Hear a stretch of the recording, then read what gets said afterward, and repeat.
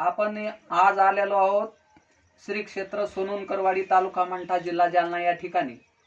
हे आमचे आदरणीय संताराम पाटील आणि त्यांच्या धर्मपत्नी आक्कासाहेबाला हप्त्यातून 2 वेळेला डायलिसिस जालन्याला चालू होतं. 1 महिनाभरापूर्वी आपण एक अमृत ज्यूसची बॉटल त्यांना सजेस्ट करण्यासाठी दिली होती. तर त्या माध्यमातून त्यांना काय अनुभव आला त्यांच्या तोंडून आपण हा रिझल्ट ऐकणार आहोत. आक्कासाहेब, तुमचं नाव सांगा अगोदर.